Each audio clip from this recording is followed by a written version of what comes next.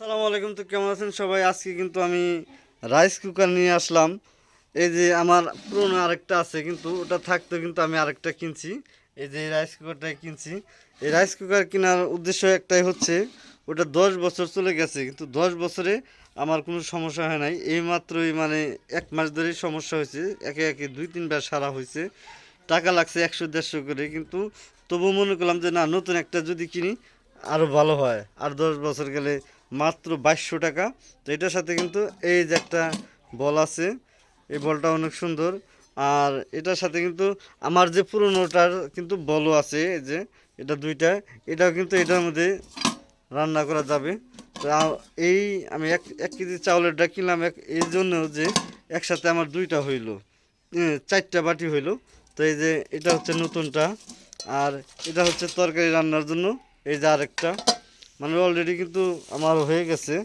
এই যে আরেকটা, তারপরে এই যে আরেকটা পুরানোটা।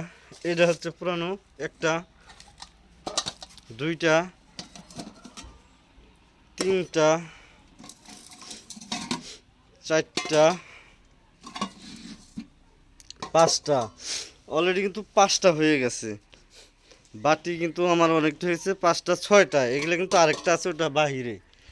তো অলরেডি আমার কিন্তু অনেকটা হয়ে গেছে, এই জন্য আমার কিনা হইলো। তো এটার দাম কিন্তু মাত্র অনলি 2200 টাকা। তো এই জন্য কিনলাম যে আগের ডার মাপে যদি কিনি, আমার এই সবটি বাটি কিন্তু খাটে। দেখা যায় একটা রান্না করলো, একটা একটা তরকারি, এটা হচ্ছে তরকারি রান্না করার জন্য, এটা হচ্ছে ভাত রান্না করার জন্য। ভাত রান্না করার জন্য আমার কিন্তু অলরেডি দুইটা, আর তরকারি রান্না করার জন্য দুইটা, আর এই যে শাক সবজি বেগুন ভর্তা করার জন্য দুইটা। তো অলরেডি কিন্তু আমার 6টা হয়ে গেছে। দেখা যায় এক একটা এক এক কাজে ব্যস্ত থাকবে। তরকারি যদি 2 কোয়ালিটি রান্না করেন, তারপরেও কিন্তু আপনার সমস্যা নেই, দুইটা বলি আছে। ভাত রান্না করলে একটা যদি অল্প কিছু থাকেও, পরেরটা আবার রান্না করা যাবে। তো এই জন্য আমার কেনা হইলো।